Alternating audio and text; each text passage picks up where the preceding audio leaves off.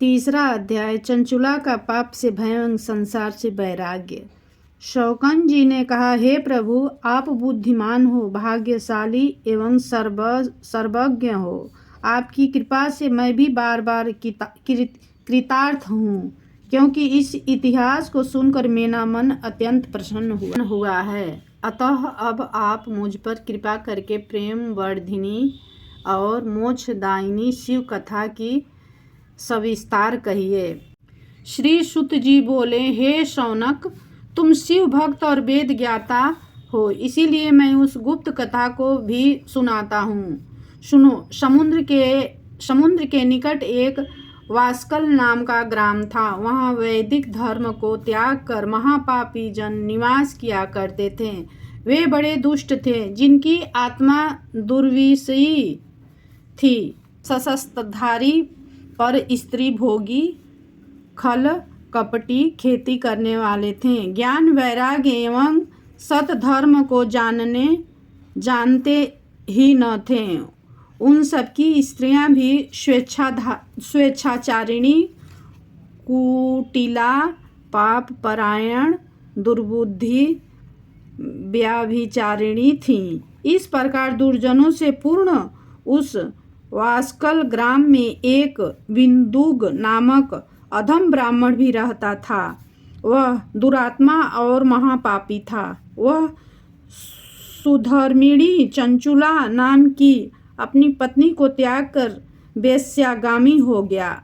उसकी पत्नी चंचुला नाम पीड़ित होकर पहले तो अपने धर्म के भय से क्लेश सहती रही, परंतु जब वह युवती हुई तो काम पीड़ा न सह सकने के कारण उसने भी अपना धर्म त्याग दिया और व्याभिचारिणी हो गई। एक बार बिंदुग ने काम पीड़ित अपनी पत्नी को किसी अन्य पुरुष के साथ देख लिया।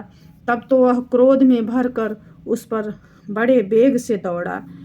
उसे आता देख वह पुरुष को कपट करके वहां से भाग गया, लेकिन उसने अपने पत्नी को पकड़ लिया और उस दुष्चरित्रता में खूब घूसे जमाए।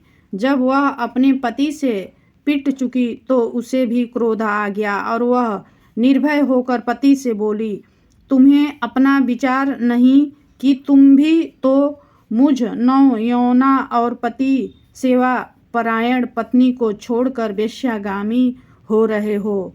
कहो, यदि पत्नी रूपवती हो, काम से व्याकुल हो और उसे पति का विहार प्राप्त न हो तो उसकी क्या दशा होगी?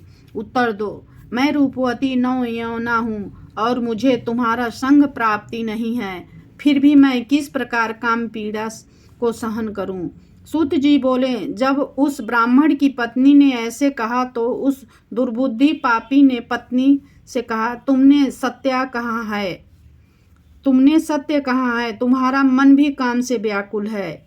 हे कांते, अब मैं तुम्हारे मन की बात कहता हूँ, अतः उसे तुम निर्भय होकर सुनो।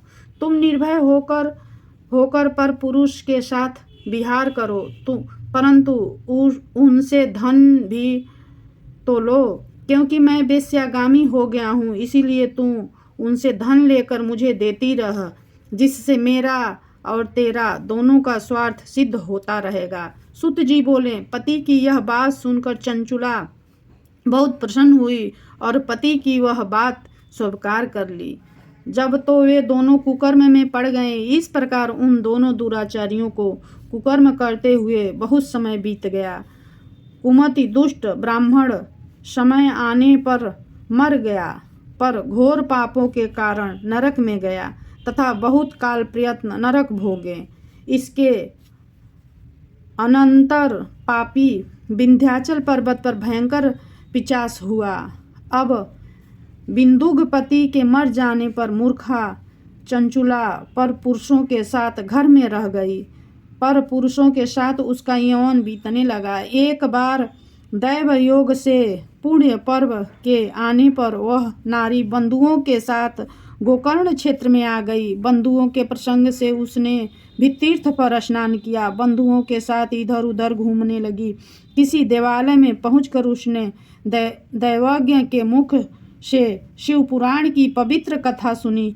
कथा में उसने सुना, जो स्त्री पर पुरुषों के साथ व्यभिचार करती है उसे यमलोक में यमदूत लोहे के परिध तपा कर उसकी योनि में डाल देते हैं। इस वैराग्यवर्धिनी कथा को सुनकर वह भय से कांप उठी।